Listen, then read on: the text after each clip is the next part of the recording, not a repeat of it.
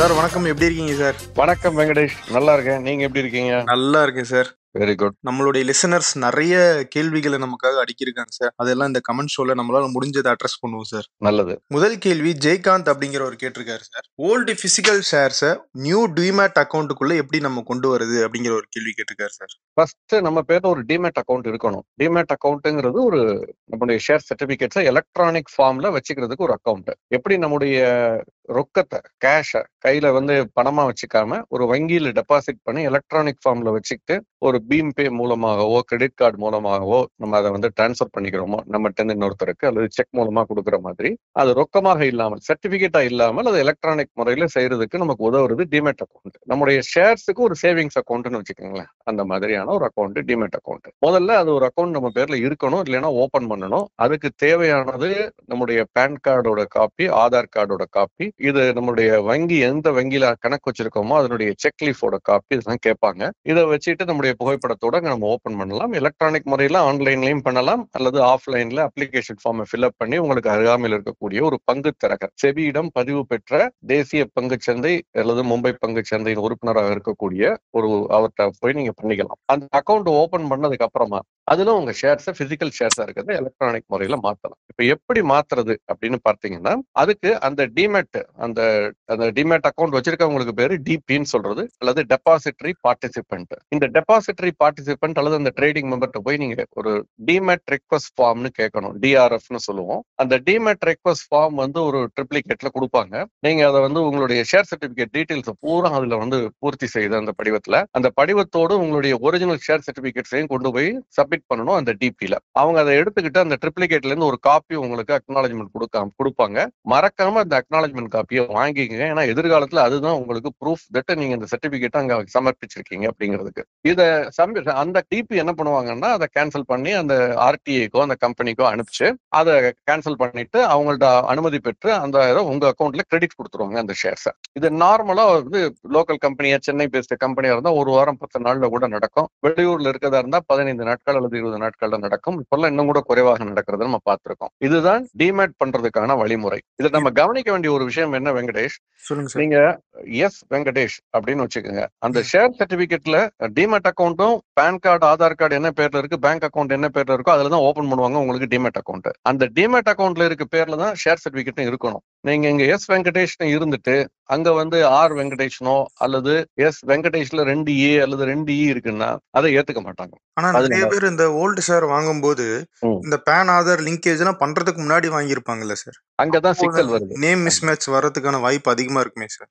நிறைய இருக்கும். 90களில் பங்கு சந்தையில முதலீடு செய்து பங்குகளை வாங்கினவங்க பல பேருக்கு அந்த புதிய பங்கு வெளியீட்டுல எப்படியாவது வாங்கிடணும் அப்படிங்கிற ஆர்வ கோளாறுல பல விண்ணப்பங்கள் போடுவாங்க. அப்பெல்லாம் டிமேட் அக்கௌண்ட் கிடையாது இல்லையா. ஒரே ஆளு நாகப்பன் வள்ளியப்பன் போடுவேன், அப்புறம் வள்ளியப்பன் நாகப்பன் போடுவேன், அப்புறம் வி நாகப்பன் போடுறது, இப்படி ஒரு பல நேம்ஸ்ல போட்டு நம்ம வாங்கி அலாட்மெண்ட் வாங்குறதெல்லாம் நடந்திருக்கு. இப்ப அதெல்லாம் எடுத்துக்கிட்டு போனோம்னா அவங்க கேள்வி கேட்பாங்க, இது மேட்ச் ஆகலம்பாங்க. அப்ப நம்ம அதற்கான விளக்கத்தையும் இதுதான் அது அப்படிங்கிறதுக்கான ப்ரூஃபையும் கொடுத்தோம்னா பல நேரங்கள்ல அந்த கம்பெனி நியாயமான இருக்க பட்சத்துல அதை ஏத்துக்கிறாங்க. முற்றிலும் வேறாக இருக்கும் பட்சத்தில் அது எஸ் வெங்கடேஷுக்கு பதில் ஆர் வெங்கடேஷ் ஏத்துக்க மாட்டாங்க. இப்போ எஸ் வெங்கடேஷுக்கு சுப்பையா வெங்கடேஷ் இருக்குதுன்னா நீங்க எக்ஸ்பிளனேஷன் கொடுக்கலாம். என்னுடைய பேன் கார்டுல பாருங்க, ஆதார் கார்டுல பாருங்க, சுப்பையா வெங்கடேஷ் இருக்கு, அதுதான் எஸ் வெங்கடேஷ் நான் போட்டிருக்கேன் பேங்க் அக்கௌண்ட்ல டிமேட் அக்கௌண்ட்லன்னு சொல்லலாம். அதை ஏத்துக்குவாங்க. சோ இது மாதிரியான ஒரு அடிப்படையில நீங்க பண்ண முடியும். ஏன்னா இன்னொரு பிரச்சனையும் இந்தியாவில் இருக்கு. நம்முடைய பெண்கள் இப்ப ரொம்ப பேர் பண்றது இல்ல. அந்த காலத்துல பாத்தீங்கன்னா இப்பவும் சில பேர் பண்றாங்க.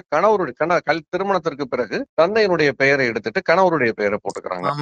அப்ப நீங்க அப்பா உங்களுக்கு ஷேர் ஒரு 20 வயசுல வாங்கி வச்சிருந்திருப்பாரு, அவரோட பெயரை சேர்த்து போட்டு. ஓகே, இப்ப நீங்க அது மாறும் பொழுது வேற பேர்ல இருக்கும் பொழுது அதை ஏத்துக்க மாட்டாங்க. அப்பவுமே இந்த பிரச்சனை வரும். அதையுமே இந்த மாதிரி தான் நீங்க விளக்கம் கொடுத்து டேக்கிள் பண்ணணும். கொஞ்சம் சிரமம், பட் நிச்சயமாக நான் இந்த கேசஸ் பண்ணதெல்லாம் நான் பார்த்திருக்கேன், பண்ணி கொடுத்துருக்கேன். இதுக்கு ஏதாவது கட்டணம் ஏதாவது இருக்குமா சார்? நிச்சயமா ஒரு சர்டிபிகேட்டுக்கு இவ்வளவுன்னு வச்சிருப்பாங்க அல்லது ஒரு போலியோக்கு இவ்வளவுன்னு வச்சிருப்பாங்க. அந்த ரிக்வெஸ்ட் கொடுக்கும். ஏன்னா அவங்க இதை வாங்கி ஒரு ஆளை போட்டு இதை ப்ராசஸ் பண்ணி அங்க மெஷின் சிஸ்டம்ல அப்லோட் பண்ணிட்டு அதுக்கப்புறம் போஸ்ட் மூலமாக இந்த சர்டிபிகேட் அனுப்புறது, திரும்ப வர்றது, அதுல ரிஜெக்ஷன் ஆனா இந்த மாதிரி செலவுகள் இருக்கிறதுனால அதுக்கு ஒரு நாமினலான சார்ஜஸ் இருக்கும். பொதுவாக 50 ரூபாயிலிருந்து 100 ரூபாய் அந்த மாதிரி கட்டணங்கள் இருக்கலாம். அது சர்டிபிகேட்டை பொறுத்து, போலியோ நம்பர்ஸை பொறுத்து, ஒரே போலியோல 15-20 சர்டிபிகேட் இருக்கா, ஒரே சர்டிபிகேட்டா இருக்கா அப்படிங்கிற அப்படிங்கறத பொறுத்து அது வந்து அந்த கட்டணம் அமையும். பட் ஒரு நாமினலான சார்ஜஸ் தான். இந்த டிமேட் பண்ண போறவங்க கரெக்டான கேள்வி கேட்டீங்க, கட்டணம் இருக்கான்னு. இந்த டிமேட் பண்ண போறவங்க பார்க்கணும். ஏன்னா 90களில் வாங்கின பல பங்குகள் வந்து நானுமே அந்த அந்த பீரியட்ல வந்து BAC food, trans India lamps, இந்த மாதிரி பல நிறுவனங்கள் வாங்கி, தாப்பர் மில்க் ஃபுட்னு, தாப்பருங்கிற பேர் இருக்கு. ஏன்னா தாப்பருங்கிறது மிகப்பெரிய ஒரு தொழில் நிறுவனம் 80களில் அந்த மாதிரி இருந்தது. ஆனா அந்த பேரை தவறா பயன்படுத்தி இன்னொருத்தர் நிறுவனம் ஆரம்பித்திருக்கிறார்கள். நமக்கு வயது குறைவா இருக்கிறதுனால அறியாமையில் ஏதோ ஐபிஓன்னா ஒரு ஃப்ரெண்ட்ஸி 90களின் துவக்கத்தில் அதுல வாங்கின இந்த மாதிரி பங்குகள் இன்னமும் நான் வைத்திருக்கிறேன். அதெல்லாம் வந்து இப்ப ஸ்கிரிப்போஃபிலின்னு எனக்கு ஒரு ஹாபி இருக்கு. ஸ்கிரிப்போஃபிலின்னு சொல்றது ஓல்டு சர்டிபிகேட்ஸை கலெக்ட் பண்றது என்ன, அதுலதான் அதை சேர்த்து வச்சுக்கணும். ஏன்னா அதுக்கு மதிப்பே இல்ல. மதிப்பே இல்லாத பங்கை முதல்ல ஃபர்ஸ்ட் ஆஃப் ஆல் டிமேட் பண்ண முடியாது. ஏன்னா அந்த நிறுவனம் அந்த டிமேட்டுக்கு சிடிஎஸ்எல் அல்லது என்எஸ்டிஎல்லோடு ஒப்பந்தம் செய்திருக்க வேண்டும். அப்படி ஒப்பந்தம் செய்த பிறகு அந்த பங்கினுடைய மதிப்பே 50 பைசா, ₹1 அப்படிலாம் இன்னைக்கு பங்குகள் இருக்கு. பலர்பூர் இண்டஸ்ட்ரீஸ்னு ஒன்று இருந்தது, ₹1 90 பைசா ட்ரேட் ஆகிட்டு இருந்தது, வெறும் 90 பைசாவுக்குலாம். அப்ப அதுல ஒரு 100 பங்கு இருக்குன்னா நீங்க அதை டிமேட் பண்ணி உங்களுக்கு கிடைச்ச 90 பைசா கிடைக்கும், அல்லது ₹1 கிடைக்கும். 100 ஷேர்னா எவ்வளவு கிடைக்கும் கணக்கு பண்ணீங்க, ₹100 கிடைக்கும். நீங்க டிமேட் பண்ண ஒரு செலவே ₹100னா அதை டிமேட் பண்றது வேஸ்ட். இருந்தாலும் பல நேரங்கள்ல பண்ணி வைக்கிறது ஒர்த். என்னன்னா என்னைக்காவது ஒரு நாள் அது கிளம்பி வரும்பொழுது உங்களுக்கு அது ஒரு 10 கம்பெனி அந்த மாதிரி பண்ணீங்கன்னா அதுல ஒரு கம்பெனி ஒருவேளை நல்லா மேல வரும்பொழுது அது உங்களுக்கு ஒரு ஆதாயத்தை தேடித்தரும். ஆனா இந்த காஸ்ட் பெனிஃபிட், ஆனா அன்னைக்கு கூட அதை டிமேட் பண்ணிக்கலாம். காஸ்ட் பெனிஃபிட் அனாலிசிஸ் பண்ணி பார்க்கணும். இன்னொரு விஷயத்தையும் காஷன் பண்ண விரும்புறேன். இந்த பழைய ஷேர் சர்டிபிகேட்ஸ் எல்லாம் அன்னைக்கு தேதிக்கு ஒரு ₹10 முக மதிப்புல ஒரு வேலை உதாரணத்துக்கு சொல்றேன். அதற்கு பிறகு அந்த நிறுவனம் வந்து அதை 2ஆக பிரித்திருக்கலாம், ₹5 ஷேரா பிரிச்சிருக்கலாம். அப்ப நீங்க 100 வைத்திருந்தாலும் அது 200 ஷேரா மாறி இருக்கும். அதுக்கு போனஸ் கொடுத்திருக்கலாம், இப்ப அது மாறி இருக்கும். சோ நீங்க வைத்திருக்கக்கூடியது அந்த இதெல்லாம் பிந்தைய பங்குகளா இல்ல ஒரிஜினல் சர்டிபிகேட்டான்னு பார்க்கணும். ஒரிஜினல் சர்டிபிகேட்டா இருந்தா முதல்ல அதை அனுப்பிச்சு அதை ஸ்பிளிட் பண்ணி வாங்கி போனஸை வாங்கி அப்புறம் அதைத்தான் நீங்க டிமேட் கொடுக்க முடியும். சில நிறுவனங்கள் எல்லாத்தையும் ஒருங்கிணைத்து சேர்த்து பண்ணி கொடுக்குறாங்க. பட் பெரும்பாலான நிறுவனங்கள் முதல்ல சர்டிபிகேட்டை மாத்துங்க, அப்புறம் நான் உங்களுக்கு பண்ணி கொடுக்குறேன்னு சொல்றாங்க. இதையும் நம்ம கவனத்துல வச்சுக்கணும்.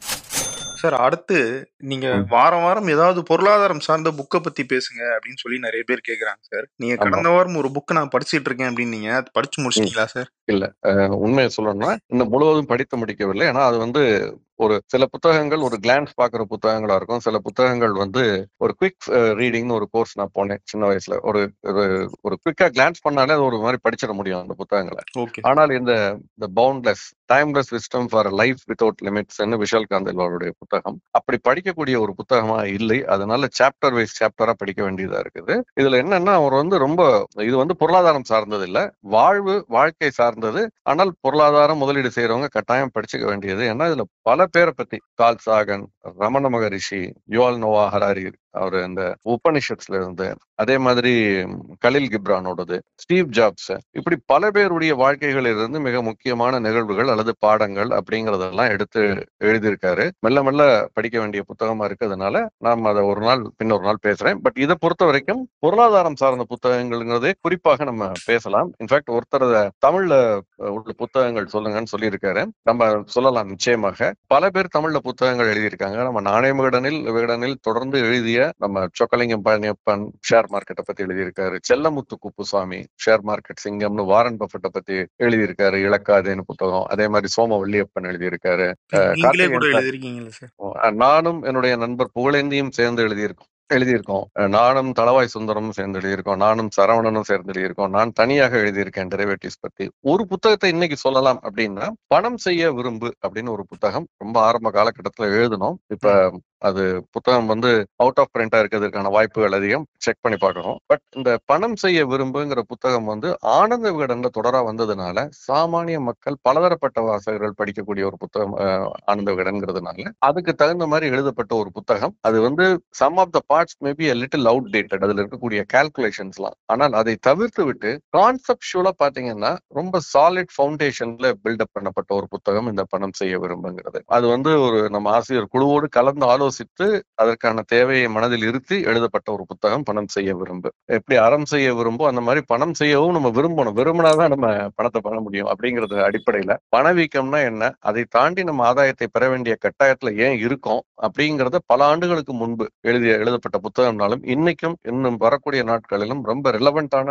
ஒரு புத்தகம். அது வந்து என்ன மாதிரியான சேமிப்புகளில் முதலீடு செய்ய வேண்டும், எப்படி பிரித்து முதலீடு செய்ய வேண்டும், அது பிரித்து முதலீடு செய்வது ஏன் முக்கியம் காலகட்டத்துல அப்படிங்கறதெல்லாம் பத்தி விவாதிக்கக்கூடிய புத்தகம் இந்த பணம் செய்ய விரும்பு. நிச்சயமா அது வந்து பல ஆப்ஷன்ஸ் அதை பத்தி எழுதிருங்க, முதலீடுகளை பத்தியும். அதை நீங்க கட்டாயம் படிக்கலாம்னு நான் நினைக்கிறேன். அதோடைய அப்டேட்டட் வெர்ஷன் நாங்க எதிர்பார்க்கலாமா சார் உங்ககிட்ட இருந்து? நிச்சயமா அதற்கான, ஏன்னா இந்த ஐபிஎஸ் ஃபைனான்ஸ் இந்த நிகழ்வு வந்ததற்கு பிறகு ஒரு நம்முடைய வாசகர்கள், இதை லிசன் பண்றவங்க, வேறு விதமான வாசகர்கள், இந்த தலைமுறை வாசகர்கள் பல பேர் என்னை அணுகும் பொழுது, வெளியூர்கள்ல பார்க்கும் பொழுது, இவன் என்ன ரேஸ் பேசும் பொழுது அதுக்கான ஒரு உத்வேகம் பிறக்கிறது. ஏன்னா ஒரு 6 புத்தகம் எழுதிய பிறகு நம்ம இப்ப எழுதுறதை நிறுத்திட்டேன். சோ அதற்கான ஒரு உத்வேகம் இல்லை. ஆனால் இப்ப இந்த ஐபிஎஸ் ஃபைனான்ஸுக்கு தான் இது நன்றி சொல்லணும். இதை நிச்சயமா ஒரு டைம் கிடைக்கும் பொழுது அப்டேட் பண்றதுக்கான முயற்சிகள் எடுப்பேன்னு நினைக்கிறேன். ஏன்னா கான்செப்சுவலி ரொம்ப ஸ்ட்ராங்கான புத்தகம் இந்த பணம் செய்ய விரும்புங்கிறது. அந்த டேட்டாவை மட்டும் இன்னைக்கு இருக்கக்கூடிய, உதாரணமா பப்ளிக் ப்ராவிடென்ட் ஃபண்ட் அன்னைக்கு என்ன வெட்டி இருந்ததோ அதுல கால்குலேஷன் இருக்கலாம், இன்னைக்கு என்ன இருக்குங்கிறத நம்ம மாத்தி போடணும். அந்த மாதிரியான மாறுதல்கள் மட்டும்தான் சில இடங்கள்ல தேவைப்படும். மற்றபடி அதுல வந்து எந்த கான்செப்சுவலி எந்த விதமான மாறுதலும் இல்லை. அது I stand by those recommendations even today. நீங்க விரைவில் அந்த புத்தகத்தை வெளியிடணும்னு நாங்களும் விரும்புறோம் சார். சார், சரவணன் அப்படிங்கிறவர் ஒரு கேள்வி கேட்டிருக்காரு. ஹுண்டாய் எம்எஸ்சிஐ இந்தியா இண்டெக்ஸ்ல வந்து இணைஞ்சிருக்கிறதா வந்து தகவல் வந்திருக்கு. இதனால அந்த நிறுவனத்துக்கும் பங்குகள் வைத்திருக்கும் இன்வெஸ்டருக்கும் என்ன நன்மைகள் இருக்கும் அப்படிங்கறத நீங்க சொன்னா நன்றாக இருக்கும் அப்படின்னு கேட்டிருக்காரு சார். அடிப்படையில ஒரு இண்டெக்ஸ்ல ஒரு ஷேர் சேருதுன்னு சொன்னா, அந்த இண்டெக்ஸ் அடிப்படையிலான மியூச்சுவல் ஃபண்ட்ஸ் அல்லது ஃபண்ட்ஸ் எல்லாமே வந்து அந்த பங்குல முதலீடு செய்ய துவங்குவார்கள். அதே ரேஷியோல அந்த இண்டெக்ஸ்ல அந்த ஃபண்ட், அந்த கம்பெனிக்கு என்ன ரேஷியோ வெயிட்டேஜ் இருக்கோ அதன் அடிப்படையில அதுல முதலீடு செய்ய துவங்குவார்கள். அதனால அந்த பங்கினுடைய விலை அதிகரிக்கும். இதை முதல்ல புரிஞ்சுக்கணும். அதனாலதான் நீங்க பாத்தீங்கன்னா பிப்ரவரி 12 நினைக்கிறேன், ஒரு நாட்களுக்கு முன்பு இந்த அனௌன்ஸ்மெண்ட் வந்த பிறகு அந்த பங்கினுடைய விலை கிட்டத்தட்ட 3% ஏற்றத்தை சந்தித்தது. சோ இது இது இது வந்து ஒரு காரணம். விலை ஏறதுக்காக அவங்க பண்றது இல்ல, அதுல சேர்க்கிறதுக்கு சில பேராமீட்டர்ஸ் வச்சிருக்காங்க. சரிங்க சார். அதற்கு முன்பு எம்எஸ்சி என்னன்னு புரிஞ்சுக்கணும். மார்கன் ஸ்டான்லி கேபிட்டல் இன்டர்நேஷனல் அப்படிங்கிற ஒரு நிறுவனம். இது வெளிநாட்டு நிறுவனம், ஒரு முதலீட்டு நிறுவனம், முதலீட்டு ஆலோசனை நிறுவனம், ரிசர்ச் செய்யக்கூடிய நிறுவனம், நிறைய விஷயங்களை பரிந்துரை செய்யக்கூடிய நிறுவனம் கூட. வெல் ரெஸ்பெக்டட்னு வச்சுங்க ஓரளவுக்கு.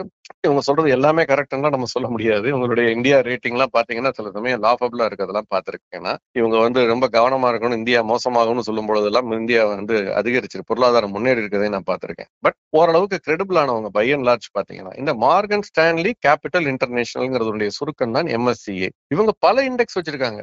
அதுல ஒரு இண்டெக்ஸ் இந்த எம்எஸ்சிஐ குளோபல் ஸ்டாண்டர்ட் இண்டெக்ஸ். இந்த குளோபல் ஸ்டாண்டர்ட் இண்டெக்ஸ்ல சர்வதேச அளவில் இருக்கக்கூடிய பல நிறுவனங்கள் வந்து இதுல இடம்பெற்று இருக்கு. நம்ம சென்செக்ஸ் மாதிரி, நிப்டி மாதிரி இவங்க ஒரு இண்டெக்ஸை மெயின்டைன் பண்றாங்க. அந்த இண்டெக்ஸ்ல இந்தியாவுடைய வெயிட்டேஜ், இந்திய நிறுவனங்கள், இந்திய பங்குகளுடைய வெயிட்டேஜ் பாத்தீங்கன்னா கிட்டத்தட்ட 19% கிட்ட இருக்கும், 5 ஒரு பங்கு. சோ நல்ல முக்கியத்துவம் பெற்ற ஒரு இந்திய நிறுவனங்களை பொறுத்தவரை ரொம்ப ஒரு பிரஸ்டிஜியஸ் இண்டெக்ஸ்னு நம்ம சொல்லலாம். இதுல வந்து ஹுண்டாய் நிறுவனத்தை இணைத்திருக்கிறார்கள். அதற்கு பதில் அதானி கிரீன் எனர்ஜிங்கிற நிறுவனத்தை ரிமூவ் பண்ணிருக்காங்க.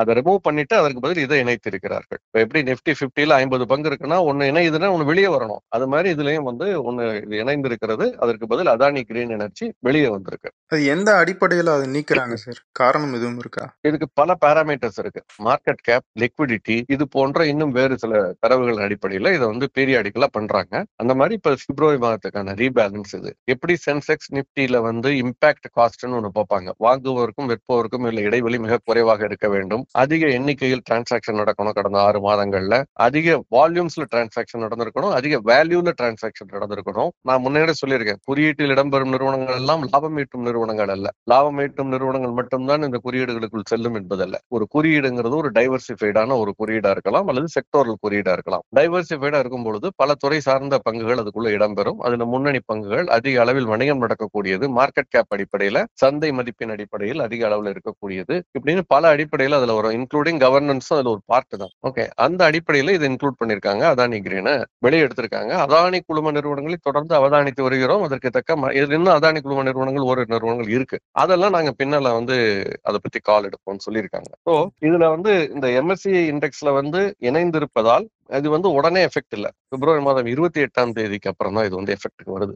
ஏன் அப்படி வந்து இன்னைக்கு சொல்லிட்டு 28ன்னு சொல்றாங்கன்னா ஒரு டைம் கொடுக்குறாங்க. இன்னைக்கு சொல்லிட்டு இன்னைக்கு மத்தியானம் அந்த பங்கினுடைய விலையில் அதீத ஏற்ற இறக்கங்கள் இருக்கும். அதானி கிரீன் பெரிதாக அடி வாங்கும், ஹுண்டாய் திடீர்னு ஒரே நாள்ல பெருசா ஏறி போயிடும். அப்படிலாம் இல்லாமல் இப்போ ஒரு 15-20 நாட்கள் டைம் கொடுக்குறாங்க. இதுக்குள்ள வந்து இந்த அட்ஜஸ்ட்மெண்ட்ஸ் பூரா நடக்கும். விற்பவர்கள் விற்று குறியீட்டில் இருப்பதற்காக மட்டுமே வாங்கினவங்க மெல்ல மெல்ல விற்று வெளியேறுவார்கள். இது வரைக்கும் இதை அண்டர் வேல்யூ பண்ணியிருந்தவங்க ஹுண்டாயே இப்ப மெல்ல அதனுடைய கவனத்தை பெற ஆரம்பிக்கும். ஆரம்பிக்கும். ஆனால் இன்னொரு விஷயத்தையும் கவனத்துல வச்சுக்கணும். ஹுண்டாய் நிறுவனம் இந்த இண்டெக்ஸ்ல போறது நல்ல விஷயம். ஆனால் டிசம்பர் மாதம் அவங்களுடைய பெர்ஃபார்மன்ஸ் எப்படி இருந்ததுங்கிறத நம்ம விவாதித்திருக்கிறோம் இந்த நிகழ்ச்சியில சில நாட்களுக்கு முன்பு. அவங்களுடைய நிகர லாபம் எவ்வளவு கணிசமாக குறைந்திருந்தது, 19% நினைக்கிறேன் குறைந்திருந்தது, சேல்ஸ் குறைஞ்சிருந்தது. இதெல்லாம் நம்ம கவனத்தில் எடுத்துக்கணும். இருந்தபோதிலும் அது வந்து எந்த பெரிய நஷ்டத்தை சந்திக்காத ரொக்க கையிருப்பு இன்னமும் கூட கையில் இருக்கக்கூடிய கடன் இல்லாத ஒரு நிறுவனம். அந்த அளவுக்கு அது நல்ல விஷயம். ஆனால் அவங்களுடைய லாபம் கணிசமாக குறைந்திருக்கிறது, விற்பனை குறைந்திருக்குங்கிறதையும் நம்ம கவனத்துல வச்சுக்கிட்டு மெரிட்டோரியஸா என்டர் பண்ணணுமே தவிர இந்த இண்டெக்ஸை மட்டும் அடிப்படையாக, இண்டெக்ஸ் நிச்சயமா ஒரு பாசிட்டிவான விஷயம், பட் அதை மட்டும் நம்ம வச்சுக்கிட்டு நம்ம என்டர் பண்ணலாம். சார் கோபி அப்படிங்கிறவர் கேட்டிருக்காரு. கோபின்னு மட்டும் கிடையாது சார், இந்த கேள்வி சோசியல் மீடியாலையும் நிறைய இடத்துல கேட்கப்பட்ட கேள்விதான். இப்ப மார்க்கெட் வந்து விழுந்துகிட்டு இருக்கு, நாங்க வந்து போட்ட எஸ்ஐபிஸை எடுத்துடணுமா, என்ன பண்றது அப்படின்னு சொல்லி ஒரு பயம் வந்து கிளம்பி இருக்கு.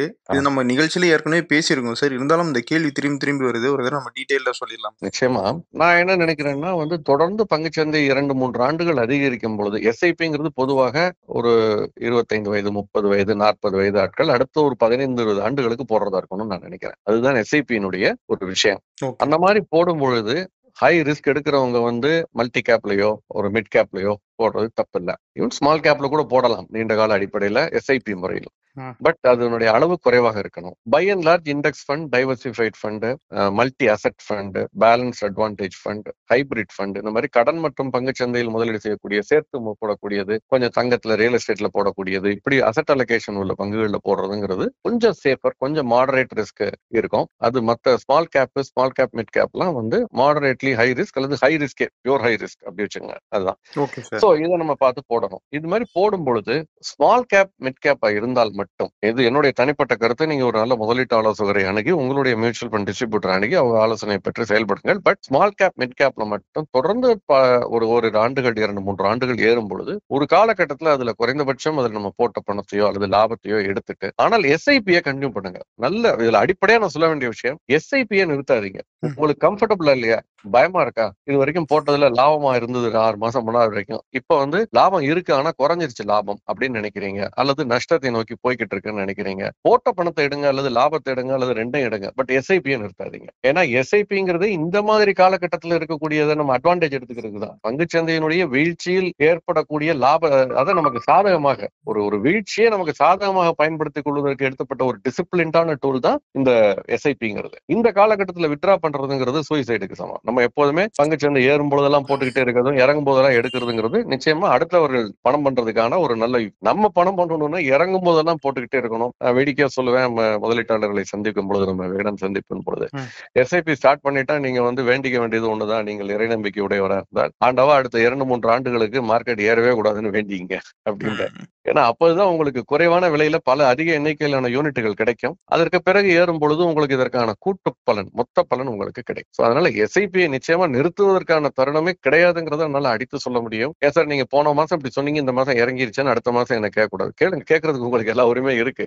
அப்போ இதே பதில தான் சொல்லுவேன். இதற்கப்புறம் 6 மாசம் கழிச்சு இறங்கி இருந்தாலும் அதே பதில தான் சொல்லுவேன். ஏன்னா நீங்க பாக்குறது 10 வருஷ காலகட்டம். நீங்க வீடை வாங்கிட்டு அடுத்த மாசம் விற்க போறேன்னு பாக்குறது இல்ல.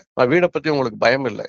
ஏன் பயம் இல்லைன்னா, ஒன்றதுக்கு ஒரு பொருளாதார யூட்டிலிட்டி இருக்குங்கிறத வச்சுங்க, அது பரவாயில்ல. பட் ஆனால் அதை தாண்டி அந்த வீட்டினுடைய விலை இன்று இவ்வளவு குறைந்திருக்கிறது, இவ்வளவு அதிகரித்து இருக்கிறதுன்னு பிசினஸ் லைன்லயோ, பிசினஸ் ஸ்டாண்டர்ட்லயோ, இல்ல சிஎன்பிசி டிவிலயோ அல்லது நாணயம் விகடன்லயோ நம்ம போடுறது கிடையாது. நேற்று 18,000 இருந்தது ஸ்கொயர் ஃபீட், இன்னைக்கு 18,228 இருக்கு அடையாறுல, இன்னைக்கு 17,300 ஆயிருச்சு. இப்படி நம்ம போடுறது கிடையாது. அதனால நமக்கு தெரியறது இல்ல. we all believe what we want to believe. நம்ம எதை நம்ப நினைக்கிறோமோ அதை நம்பிக்கிட்டு இருக்கோம். அதனால ரியல் எஸ்டேட் இறங்குறதே இல்ல, தங்கம் இறங்குறதே இல்ல, பங்குச்சந்தை தான் இறங்குதுன்னு. எல்லா அசெட் கிளாஸும் இறங்கக்கூடிய அசெட் கிளாஸை வாங்குறதும் ஏறக்கூடிய அசெட் கிளாஸை விற்கிறதும், ஏறினதை விற்கிறதும் தான் ஒரு நல்ல அசெட் அலோகேட்டர் செய்யக்கூடிய ஒரு விஷயமாக இருக்கும். அந்த அடிப்படையில மீண்டும் அடித்து சொல்ல, எஸ்ஐபியை என்னை பொறுத்த வரைக்கும், நீங்க உங்க ஆலோசகரை கேட்டுங்க, உங்களுடைய முடிவு. ஏன்னா உங்களுடைய பணம், அதற்கு லாப நஷ்டம் உங்களை சேரும், அதுக்கு நான் பொறுப்பெடுத்துக்க முடியாது. என்னை பொறுத்தவரை நான் எஸ்ஐபியை நிறுத்த மாட்டேன். இன்னும் சொல்ல போனால், ஒரு நிகழ்ச்சிக்கு முன்பு சொன்னது போல, இன்னும் ஒரு மாதங்கள் இந்த வீழ்ச்சி தொடருமானால் எஸ்ஐபியை அதிகப்படுத்துவதற்கு எப்படி வழிமுறை என்று யோசிப்பேன். இது புரியாதவங்களுக்கு ஒன்று சொல்றேன். ருபி காஸ்ட் ஆவரேஜிங் அப்படின்னு நீங்க வந்து விக்கிபீடியா, இன்வெஸ்டோபீடியான்னு ஒரு வெப்சைட் இருக்கு. விக்கிபீடியா மாதிரி முதலீடு சம்பந்தப்பட்டதுக்கு இன்வெஸ்டோபீடியா. நம்ம நாணயம் விகடன்ல நிறைய பேசியிருக்கோம். ருபி காஸ்ட் ஆவரேஜிங் அல்லது டாலர் காஸ்ட் ஆவரேஜிங் அப்படின்னு ஒரு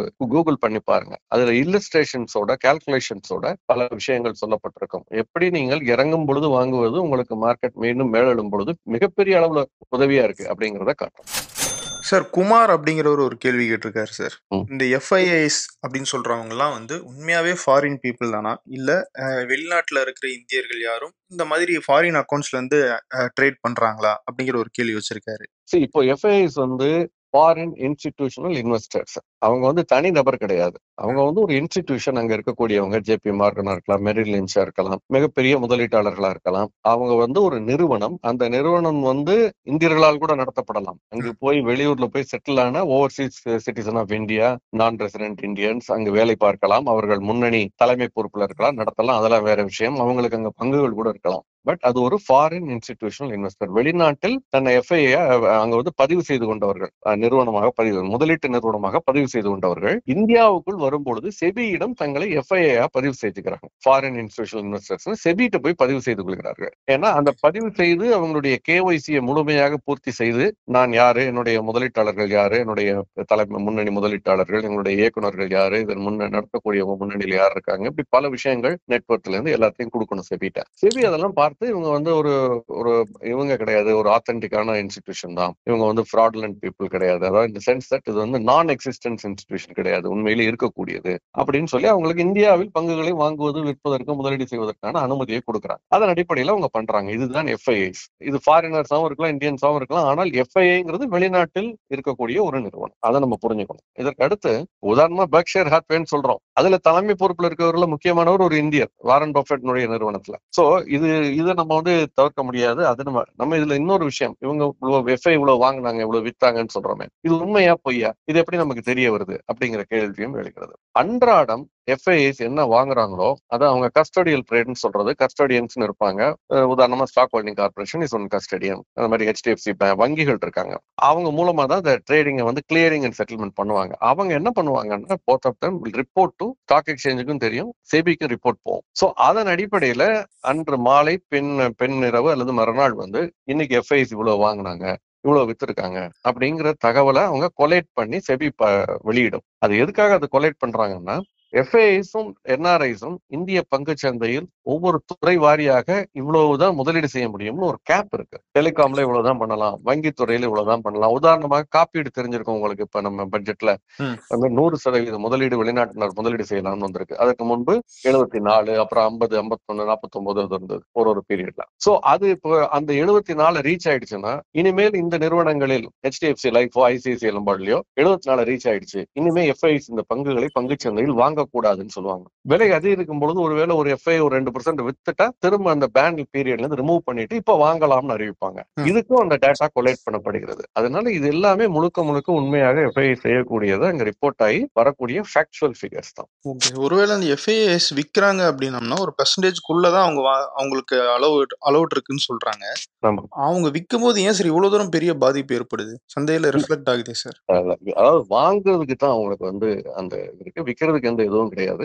ஏன் விற்கிறப்ப பெரிய பாதிப்பு ஏற்படுத்துதுன்னா, நீங்களும் நானும் வாங்கினா 500 ஷேர் பண்ணுவோம், 1000 ஷேர் பண்ணுவோம், 1 லட்சத்துக்கோ 5 லட்சத்துக்கோ 10 லட்சத்துக்கோ நம்ம கெப்பாசிட்டிக்கு பண்ணுவோம். அவங்க பண்ணும்பொழுது அட் ஒன் கோ பல ஆயிரம் கோடிகள், பல 100 கோடிகள் அப்படின்னு பண்றதுனால அதனுடைய தாக்கம் அதிகமா இருக்கு. அதனாலதான் பாத்தீங்கன்னா பங்குச்சந்தை வீழ்ச்சியின் பொழுது எந்த நிறுவனத்துல எஃப்ஐ அதிகமா வச்சிருக்காங்களோ அந்த நிறுவனத்துடைய பங்கு தான் வீழ்ச்சியை அதிகம் சந்திக்கும். பங்குச்சந்தை ஏறும் பொழுது அதுதான் அதிகமா ஏறுனுச்சு. ஏன்னா எஃப்ஐ வாங்குறதுனால. எஃப்ஐ வாங்கும் பொழுது ஏறுறப்ப நம்ம கேள்வி கேட்கறது இல்ல. அப்ப வேற மாதிரி கேள்வி கேட்கும், ஏன் வெளிநாட்டு நிறுவனங்களை இங்க அனுமதிக்கிறோம், நம்ம வாங்குவோம், நம்ம வாங்கினா ஏன் வெளிநாட்டு நிறுவனங்களுக்கு வரப்போகுது, நம்ம வாங்குறது இல்ல. நம்ம வாங்காதப்ப வெளிநாட்டு நிறுவனம் நமக்கு இங்க இருக்கக்கூடிய வாய்ப்புகளை பாக்குறாங்க. இங்க இருக்கக்கூடியவர்கள் வந்து நேர்மையான நியாயமா கடனை திருப்பி கொடுக்கறவங்களா இருக்காங்க, கடமையா உழைப்பவர்களா இருக்காங்க, படித்தவங்களா இருக்காங்க.